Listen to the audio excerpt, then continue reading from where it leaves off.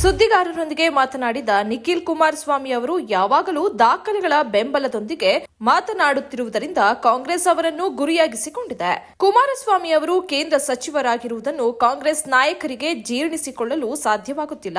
ಅವರು ಸತ್ಯವನ್ನು ಮಾತನಾಡುವುದರಿಂದ ಮತ್ತು ಎಲ್ಲವನ್ನು ಸಾರ್ವಜನಿಕರ ಮುಂದೆ ಇಡುವುದರಿಂದ ಅವರೆಲ್ಲರೂ ಕುಮಾರಸ್ವಾಮಿಯವರಿಗೆ ಹೆದರುತ್ತಾರೆ ಎಂದು ನಿಖಿಲ್ ಹೇಳಿದ್ದಾರೆ.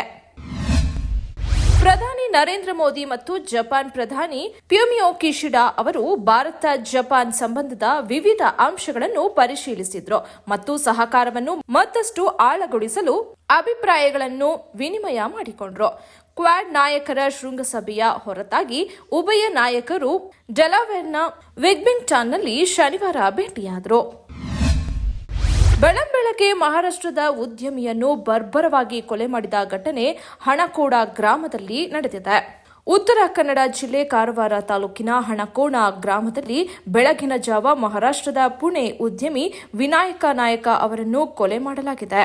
ವಿನಾಯಕ ದಂಪತಿ ಮೇಲೆ ದುಷ್ಕರ್ಮಿಗಳು ಮಚ್ಚಿನಿಂದ ದಾಳಿ ಮಾಡಿದ್ದು, ವಿನಾಯಕ ನಾಯಕ ಸ್ಥಳದಲ್ಲೇ ಸಾವನ್ನಪ್ಪಿದ್ದಾರೆ. ಅವರ ಪತ್ನಿ ಗಂಭೀರವಾಗಿ ಗಾಯಗೊಂಡಿದ್ದು ಕಾರವಾರ ಆಸ್ಪತ್ರೆಗೆ ದಾಖಲಿಸಲಾಗಿದೆ.